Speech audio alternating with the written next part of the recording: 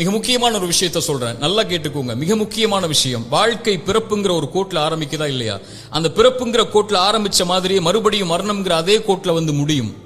பிறக்கும் போது எப்படி ஒண்ணும் இல்லாம வந்தானோ அது போல மரணிக்கும் போதும் ஒண்ணுமே இல்லாம எல்லாத்தையும் விட்டுட்டு போயிருவான். அவனுடைய செல்வம், சொத்து, குடும்பம், குழந்தை எல்லாத்தையும் விட்டுட்டு ஒண்ணும் இல்லாம பிறந்தது மாதிரியே போய் சேர்ந்துருவான்.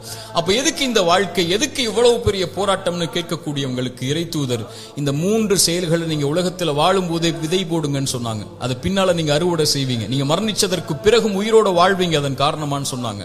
அந்த 3 விஷயம் என்ன தெரியுமா? முதல் விஷயம், இறைவன் உங்களுக்கு செல்வம்னு ஒண்ணு கொடுப்பான், அது பிறருக்கு இந்த உலகத்திலேயே கொடுத்து உதவுங்க. அதன் மூலமாக ஒருவன் பலன் பெற்றிருந்தால், அதன் மூலமாக இன்னொரு பலன் பெற்றிருந்தால் அந்த தொடர் நன்மை உங்களுக்கு வந்தடையும்னு சொன்னாங்க. இரண்டாவது, இறைவன் உங்களுக்கு கல்வின்னு ஒண்ணு கற்றுக் கொடுப்பான். எதுவா இருந்தாலும் சரி, ஒரு எழுத்தா இருந்தாலும் சரி, அது பிறருக்கு பலன் பெற கற்றுக்கொடு. அதன் மூலமாக அவன் பலன் பெற்றிருந்தால், அதன் மூலமாக பலன் பெற்றிருந்தால் அந்த நன்மை வந்து சேரும்னாங்க.